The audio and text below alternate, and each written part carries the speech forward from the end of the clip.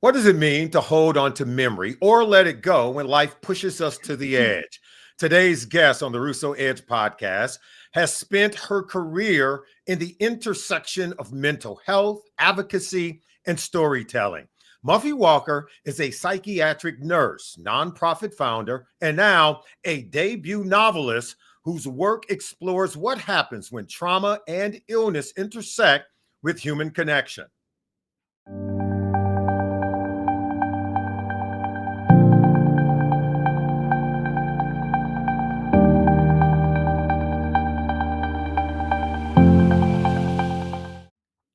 Welcome to the Russo Edge Podcast. Today, we're speaking with Muffy Walker, a mental health advocate and psychiatric nurse and founder of the International Bipolar Foundation.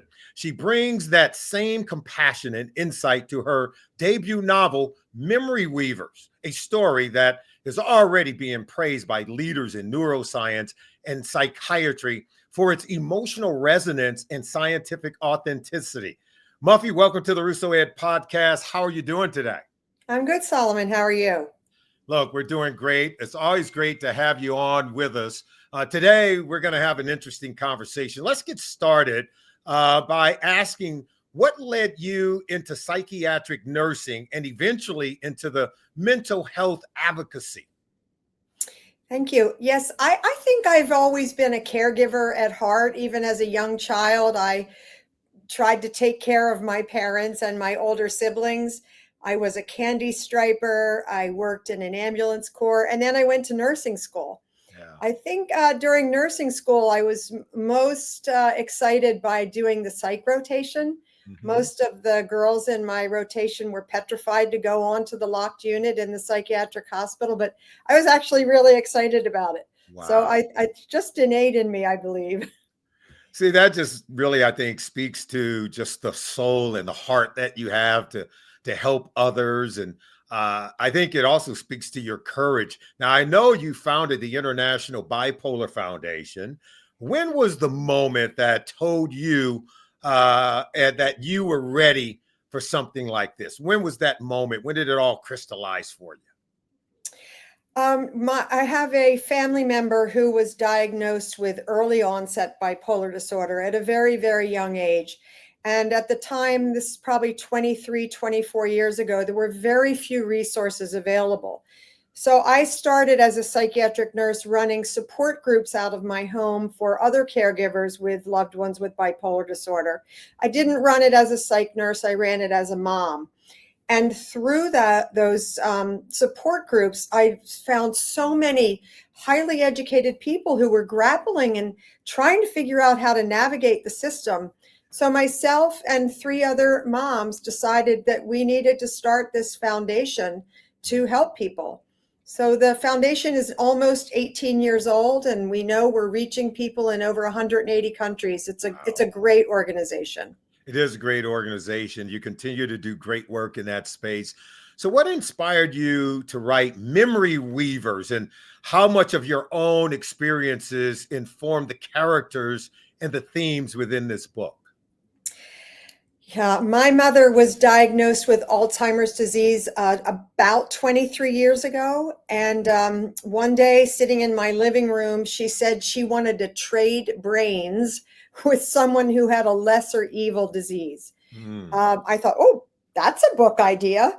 So 13 years ago, I started writing this book. It's obviously has changed course many, many times over the years of writing. But I would say about 90% of the memory lapse scenarios in the book are directly from my personal playbook of taking care of my mother. Yeah. My mother-in-law also now has Alzheimer's disease, and I was a caregiver to her for quite some time. Wow. So the caregiver in me as a daughter, a nurse, and an advocate really comes through in the book. Yeah.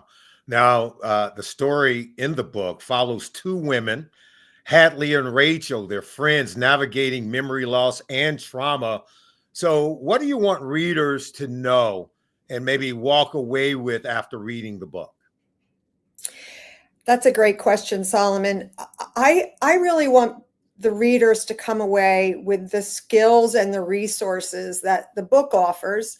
I'm giving people resources at the back of the book. I'm talking about stigma associated with these two disorders. Rachel has PTSD. Hadley has early onset Alzheimer's. I want people to know what the life of the caregiver is, the family members are. So I really want people to go away with some resources. Yeah. And those resources can help a lot of people. And in particular, maybe even more specifically, if the readers are, say, they're patients or maybe even caregivers, right, or professionals, what do you want them to take away? Some of the resources, are there experiences within the book that you think they can learn from, maybe before they've encountered some of these things themselves? Yes, as you mentioned at the beginning, the book has been endorsed that it is scientifically and neurologically correct. So I'm not leading people astray. I mean, these are true examples and resources that are mentioned throughout the book. The one thing that I do want readers to know, though, is that my book is takes place in the late 90s, early 2000s, before a lot of this transformational research and treatments had been discovered. Yeah. So I do want people to know that 23 years later, 25 years later from when this book is placed, there is much more hope now. And we are very, very close to finding a cure for Alzheimer's. Very close.